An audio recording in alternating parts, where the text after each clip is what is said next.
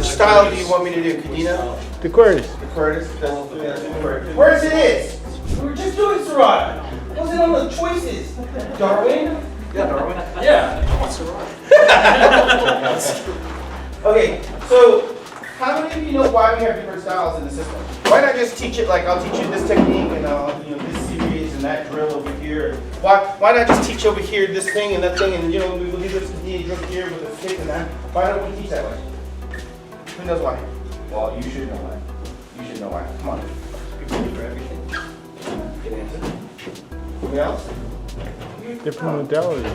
Huh? Is it different ways of moving modalities? Yes. So, one way to teach is, I have these set of techniques. I'm going to teach you to use those techniques: single stick, then double stick, then stick and dagger, then single dagger, double dagger, empty hand, right? And I'm going to teach you with different grips, right? I'm going to do that's one way to teach, right? Another way to teach, and this is the way that Inayan does, is by methodology, which is to say, if I'm going to do Serrata, I'm going to mostly just move like this. I'll move forward, I'm going to just do this, and I'm going to work the center line. And when I do Kadena, I'll do this, but also move forward off angle so I can do my shoots and takedowns and traps, right, for all my locks and all that other stuff, right? So I have a trapping style that moves in more so than the Serrata, right? And then I have Sinawali, which I have the double stick, but really it's about, to me, circling to make you turn. Because if I make you turn, it's harder for you to use both of your tools at the same time. Because you're having to rezone every time the person turns. And so one weapon is trailing. It's not as good as the leading weapon or the leading tool. Decuerdas is a reinforced flanking style. Right? So it's not the Decuerdas that Gordon refers to, or that some of these guys that teach what they call Decuerdas, right?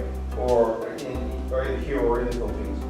In the United States, Eskrima is taught as a flanking style. So what my objective is to get to your rear so that I can hamstring you.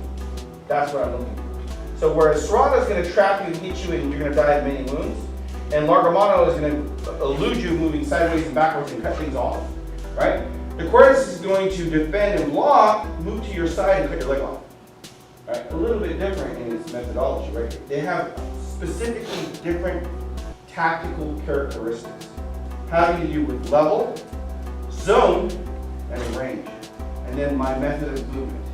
If you do not do the male replacing footwork and the slightly moving forward or a lot moving forward that's required for Serrata, your Serrata will never work. Serrata never works from here, where everyone likes to stick to it. This is not where Serrata works. That's why the stories, how many stories have you guys heard about angel fighting? Nobody? Nothing? A little bit? Right? This is typically what he would do. He'd just move in.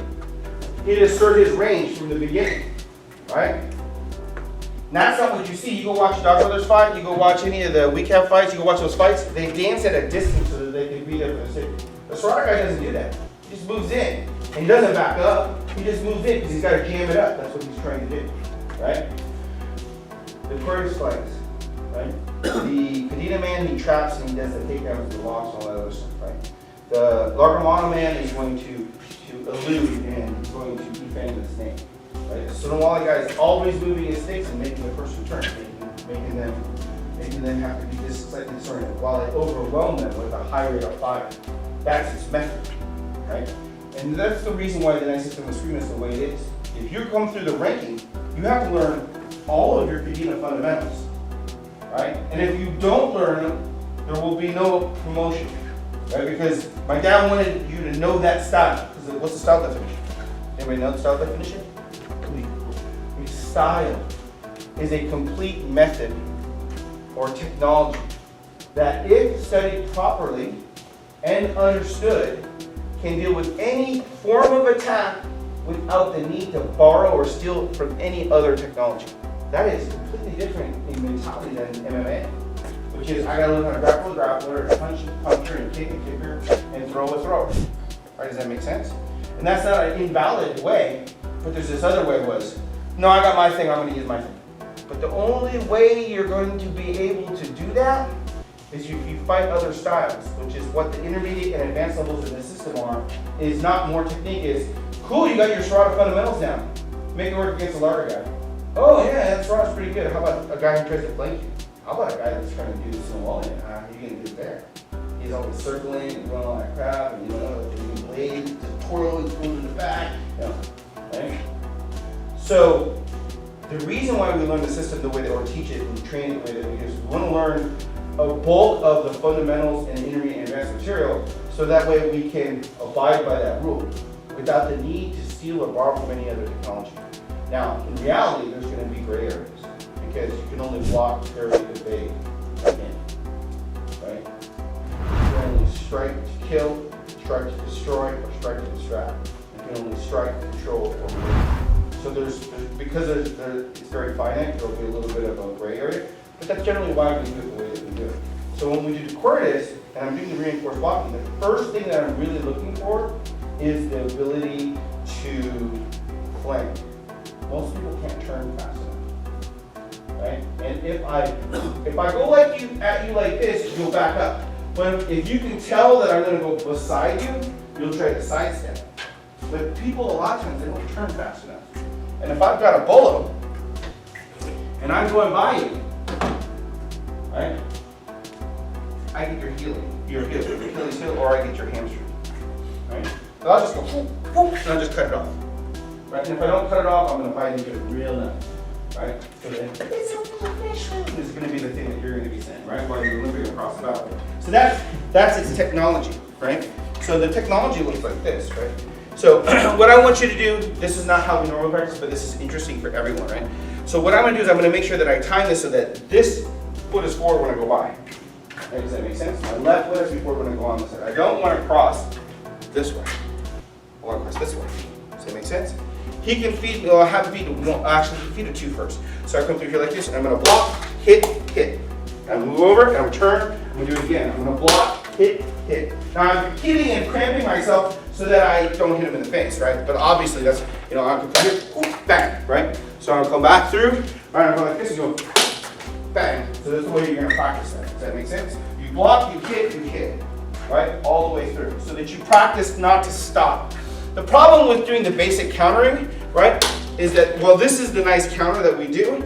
It doesn't bring into play the full flank, right? And it doesn't give him an adequate sense of feeling. So I've been teaching this particular method for a long time, and I was harping on my students in Wisconsin. You gotta flank, you gotta flank, you gotta flank, you gotta flank. And you know, lo and behold, what happened? All of them have to fight, and most of them fight me to get their instructorship, right? This guy, Jerome Hurley, right, who's now an advanced student, he's a Kato guru, I believe. He goes and he does it in a sparring match with me. I've never seen a student do that ever. Actually followed my directions. It's ridiculous. And he practically kicked my ass that whole day because I'm chasing him, trying to do Sarada, and he's flanking me. And I had to switch gears. He was flanking me, doing exactly what I said, and he kept on hitting me in the ass. Not literally, but that's basically what he was doing. Because he would run at me, and he would defend, or he'd hit me, and I had to defend, and by the time I would try to counterattack, he was beside me, he was hitting me from the rear. Right? I eventually learned to just step in front of him. But it wasn't until the end of the match, right? So in a sword fight, do I have the end of the match to do that? I should have learned that from the first point. It was brilliant. And that's why this style is so neat. It requires you to move, and it allows you to go in and out of distance constantly. What styles do that? In all the Eskrima and the Kali and the Arnis that you guys might be exposed to, what style goes in and out of range constantly? Larga stays out of range all the time, right? Or at the edge of range. It's different. It'll feel different, and when you're in the theater, it'll look different, and it'll educate you in a way that just doing one style won't. Does that make sense? Right.